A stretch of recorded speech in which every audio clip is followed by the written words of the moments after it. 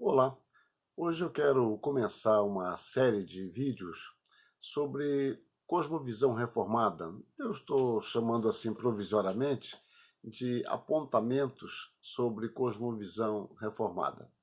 Na realidade, este assunto está em voga há muito tempo no mundo, mas no Brasil é algo mais recente, talvez aí em termos evangélicos, há uns 20 anos, um pouco mais, talvez esse assunto tenha sido começado a tratar, a ser discutido entre nós. Tem sido publicado muitas obras boas, artigos, livros sobre este assunto. E o mais importante do que isso, na minha perspectiva, é que tem sido escritos vários livros com uma cosmovisão reformada, ainda que não se discuta sobre o assunto. Isso é o mais importante, porque você pode tratar de um assunto apenas com fundamentação teórica e você sabe discorrer sobre o assunto, entender as principais teses, porém aquilo nada tem a ver com você. Aquilo não tem a ver com a sua fé, com a sua percepção da realidade e a sua prática. Então, são coisas distintas. Estudar um assunto, ensinar sobre um assunto e aquele assunto, de fato, fazer parte da sua maneira de enxergar a realidade. Então, nós temos tido livros de ambas as facetas, com ambas as ênfases, digamos assim, livros tratando sobre cosmovisão reformada e livros que expressam essa cosmovisão, ainda que nem usem essa palavra ou nem sequer digam algo a respeito. Eu quero tratar de alguns pontos aqui, eu não tenho definido tudo que irei abordar, certamente não trarei nada de novo, apenas algumas aproximações. Como eu tenho observado na minha experiência pessoal, que muitas vezes determinados assuntos, tratados de forma muito complexa por alguns autores, eles se tornam mais simples e às vezes mais compreensíveis a mim por um autor, digamos, menor.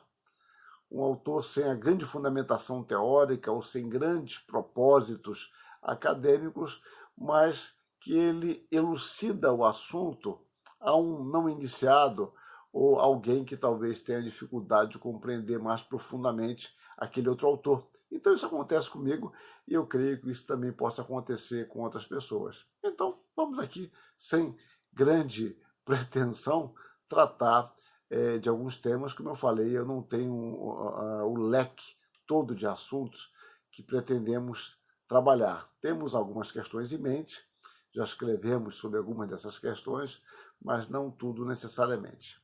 Bom, então, dito isso já de início, eu observo com vocês que o cristianismo ele tem um conteúdo. Ele tem um conteúdo que é professado, que deve ser ensinado, e ele tem uma visão de mundo. Essa visão de mundo perpassa, obviamente, ao seu conteúdo e se manifesta na maneira como nós nos aproximamos da leitura e interpretação da realidade. É por isso que a transformação espiritual, que é a regeneração, como nós chamamos teologicamente, ou o novo nascimento, envolve uma grande transformação no nosso interior, envolvendo naturalmente uma nova visão de mundo. Porque o homem sozinho, ele tenderá sempre a se voltar contra Deus, se voltar contra a sua palavra. E é somente por meio dessa transformação espiritual que ele poderá, de fato, adquirir uma nova visão de mundo, uma visão teocêntrica, uma visão guiada pela palavra de Deus. E é isso que nós chamamos, basicamente, de cosmovisão. Por que isso? Porque há uma relação indissolúvel entre o comportamento e aquilo que nós cremos. E é por isso que quando nós sabemos o que cremos, as decisões tornam-se mais fáceis. Mas, como eu já disse em algum outro vídeo, Uma das questões difíceis de responder é no que cremos.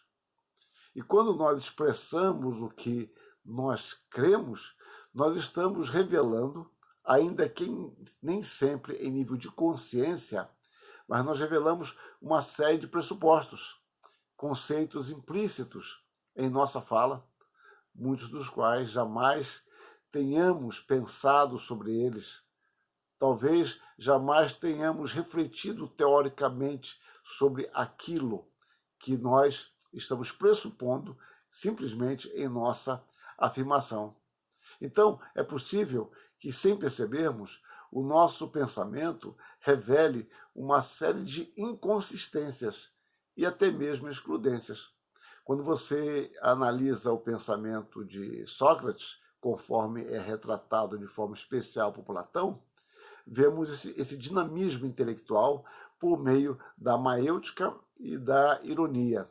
A maêutica partindo do princípio que a verdade era inata, o conhecimento inato, e que agora competia ao mestre ajudar ao educando a trazer de dentro de si para fora conhecimentos que ele tinha e não tinha consciência de que os possuía, né?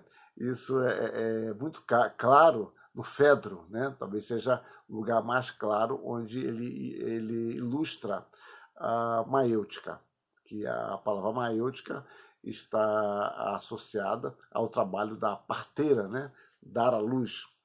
E o outro método dele era a ironia, que é o que me interessa aqui ilustrar. A ironia visava conduzir o seu oponente, digamos assim, que isso se dá em meio a diálogos, a compreensão de que o seu pensamento era absurdo, que as suas pressuposições estavam equivocadas. Então, Sócrates, conforme Platão nos mostra, usava esses dois métodos da maêutica e da ironia. Então, como eu disse, o que me importa aqui é a ironia, para mostrar que, muitas vezes, em nossas afirmações, nós revelamos pressupostos esses, por vezes, excludentes, sem que nós tenhamos consciência deles. O fato é que nossos conceitos, explícitos ou não, eles terminarão por se juntar a outros, e deste modo, sem consciência ou mesmo consistência, vamos aos poucos formando uma maneira de ver o mundo e, conseguintemente, de avaliá-lo. E se nós pensarmos de forma profunda, nós vamos observar que aquilo que nós falamos sempre carregam consigo princípios, pressuposições, revelam crenças anteriores, e essas crenças anteriores, refletidas ou não, conscientes ou não, é que nos dão uma aproximação do objeto. E é essa percepção que vai determinar de forma intensa o nosso comportamento na sociedade em que vivemos, tendo implicações em todas as esferas de nossa existência. É por isso que a epistemologia, a nossa capacidade de conhecer, ou o estudo do conhecimento, vamos dizer assim, antecede a lógica, que é a arte de organizar o pensamento, concatenar os pensamentos. A epistemologia antecede a lógica. E esta, no caso, a lógica, por mais coerente que seja, se partir de uma premissa equivocada, nos conduzirá a conclusões erradas e, portanto, a uma ética com fundamentos duvidosos e inconsistentes. Indo um pouco além, porém significativamente longe, devemos afirmar que a ontologia antecede a epistemologia. Por que isso? É que antes do conhecer há o ser. Eu não posso conhecer o que não existe. Então, a pressuposição ou a afirmação da possibilidade do conhecimento envolve uma pressuposição de que há algo a ser conhecido. Se houver um conhecimento universal, porém equivocado, isso não mudará em nada a essência da coisa, é um outro aspecto. porque nós partimos do princípio realista, que nós temos escrito um pouco sobre isso, quando falamos sobre João 17, de que a verdade é o que é. Então, eu posso conhecer, porque há algo a ser conhecido. Mas mesmo que eu não conheça algo ou não conheça nada, a realidade continua sendo o que ela é, independentemente de eu reconhecê-la ou não. As coisas são o que são porque são. Em última instância, as coisas são o que são porque há um referente absoluto, que é Deus, que criou, preserva e dirige toda a realidade. Então, se todos negassem a existência de Deus, isso não mudaria o fato de Deus ser o que é. O meu conhecimento, certo ou errado, muda a minha relação com o real, porém não a essência da coisa. O conhecer muda no primeiro instante a mim. Eu que sou transformado, porque eu passo a olhar a realidade diferente. É claro que no momento seguinte, posso eu agora, a partir de uma nova visão da realidade, trabalhar sobre esta realidade para modificá-la, aperfeiçoá-la, eliminá-la. Aí é outra questão. Mas primeiro, o conhecimento muda a mim, o ser que conhece.